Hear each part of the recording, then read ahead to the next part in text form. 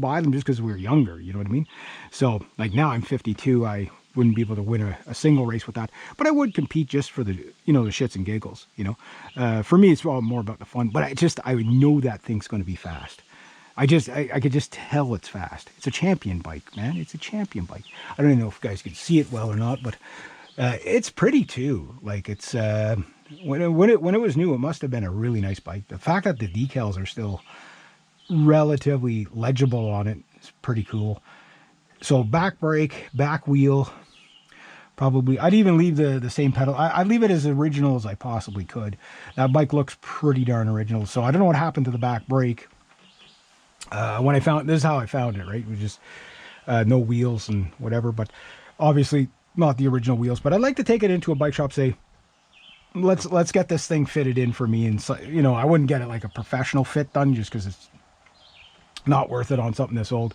I know enough to be dangerous of how to adjust a bike. It's just, like there's enough YouTube videos that you can get the refreshers of, where to start, you know what I mean? And then everything's like a refinement this way, a refinement that way. But it's like some things you're just going to be, is what it is, and you got to live with it. So, but if you get your seat set up right, for not only just the hardest I've always found was the seat angle.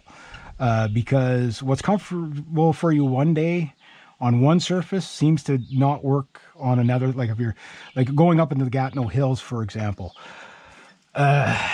you're climbing the whole way up. It's a 10-kilometer climb up to the Champlain Lookout. There's some like this the whole way up, right? Having a level seat, you're going to be chafing like crazy. So you have to kind of put your seat a bit forward. If you're doing the Trans-Canada Trail stuff where everything's flat, well, you go like this, you'll be sliding forward. You go like this, you're riding on on things you don't want to be riding on. So getting the seat right is always kind of, finicky, whatever. But if you get the seat and your knees right, your knees won't hurt as much. One of my longtime subscribers who was making fun of my girl's bike, at least Isabel said it was a unisex bike. But then she said, you should put a basket on it. I'm like, anyway. Yeah, you're right. The bike should, if it's adjusted properly, even something like this, you'd be 350 pounds overweight and in worse shape of your life with bad knees and a bad back. But if you have that adjusted properly, you could ride that all day, and it, other than just being out of shape, you won't hurt. But me, I have a bad back, bad knees just because of the labor intensity of what I do for a living, right? Just grind. So that's why I'm sore all the time. It's not this. Like, in fact, strangely enough, riding around the big bertha has actually kind of loosened up my body a bit. It's kind of let go some of the pinched nerve in my shoulder a little bit, just because, and it's not like I'm not active enough, but it's just, I guess I'm moving more, stretching, doing more than that. And I know with these here, like, if you don't get them set up right, it is a torture rack. Like the best, if you want to do a motorcycle comparison, every road bike is a Ducati 916. If you've ever been on a Ducati 916, I've sat on them. I've never gotten to ride one. I've sat on them in the showroom back in 1994 when they first came out, and it was the most gorgeous Italian motorcycle sport bike I think ever made, until the Panigale 1199 came along. But yeah, every one of these is like a Ducati. So you have to get everything set up just right. Now this one, that's a race bike. It's definitely a race bike.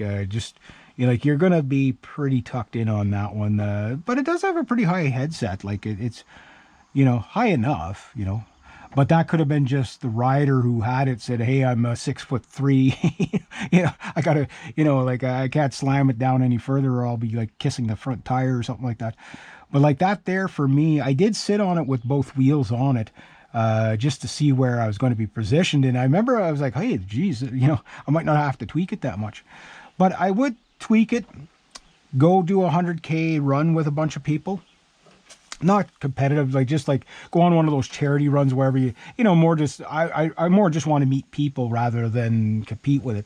But just say, oh hey, look at this old conversation. Oh wow, I can't believe you're shifting with those old gears. You're gonna die. It's like My buddy and I, we'd be going with these older bikes, and everybody's got, electronics, and they got, oh, I can't ride today, I didn't charge up my battery for my derailleur. I'm like, the fuck is that? What do you mean you didn't charge up your derailleur? It's like the technology in the bikes nowadays is just absolutely insane. No, I'm not going to be one of those guys that, oh, the old bikes are better. No, they're simpler. They're not better. If you were to use the exact same formula and build the exact same bike now, you can find materials that are probably would bring that bike to probably about 2/3 of its weight right now. You know what I mean? Like you could make like a carbon fiber tube frame like that. That'd be really cool. I do love tube bikes. I do like that too. That is might be the max for my frame size, but we'll see. But if I can get it going, that'd be I think it makes for some really great videos. I do a 100K with it, a 200K, and then at the end of the season, if I had like 3 days off in a row, I'd leave early in the morning and go for the 300 to 500K in one day to see if I could do it. Just just like 20 hours of like pedaling, and then wherever I sleep, wherever I pass out, that's where I'll sleep for like 12 hours. wake up in a drunk cell. Hey, where's my bike? Oh, you were on the side of the road. We picked you up because we thought you were dead. Yeah, no, I do stuff like that. But I used to like cycle bikes like this all day.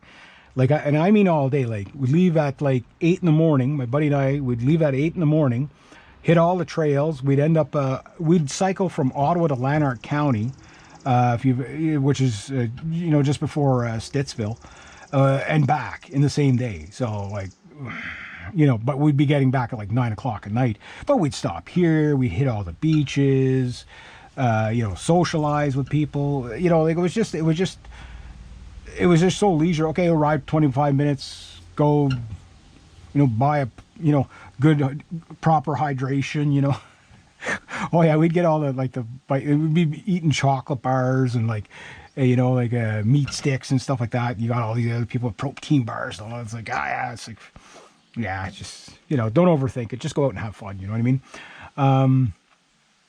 But yeah, if you can't stay hydrated, like if you're competing, that's a different story. But if you're not competing, just, just set it up so you can have fun with it. And if you can't do like 100K in a day, don't hurt yourself doing it. The point isn't to hurt yourself. Maybe go 50K. Oh, can't do 50K? Maybe try 20. See if you can do that. For me, for example, well, stop looking at my my retro dream bike there. It's not a dream bike, but it's just like, it's a fantasy to get it up and going good. But like this bike here, like 20, 30K a day when I was living in the city was nothing, on pavement everywhere, no problem. This bike, I've only really used it 2 or 3 times since I got it. I got these two bikes together. I already told the story about it. A gentleman who's no longer with us, God rest him. Every time I find myself in a trouble, it's something that he gave me always seems to bail me out. So when you end up with Dodge problems, damn car.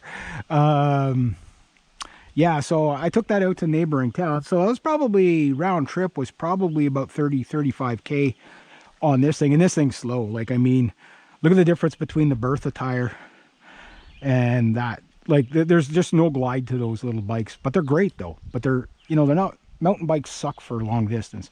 But this thing, I mean, I just, with a little bit of a push there, I was at 21 kilometers an hour on the Speedo thing. And you're cruising along probably between 14 and 16 kilometers an hour on this thing. That's plenty. That's plenty. You know what I mean? Like, like if you're doing 30K, that's a 2-hour run. You know what I mean? That's nothing. That's nothing. So for me, it's the 6-7 hours of labor intensive work in between, yeah. So that's a 26 by 2.125 tire on that. And this, with my bad eyesight, see if I can read it, is a 26 by 195. They're not the same. There's no way these tires are the same size. Something, okay, what's the illusion? Oh, that's the rim size. That's what it is. Yeah, so that has to be the rim size. So this is, but wait a minute. Why is that saying 26 though? Those rims are not the same size.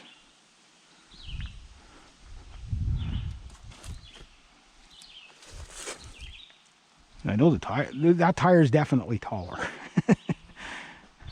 Maybe it's just an optical illusion. It's hard to say. Maybe they are the same size. But that bike's still faster though. Why is that? How does it know? Maybe it's just the gearing. Because yeah, that's probably geared really. That's one thing about this thing is like it feels like you're over revving all the time.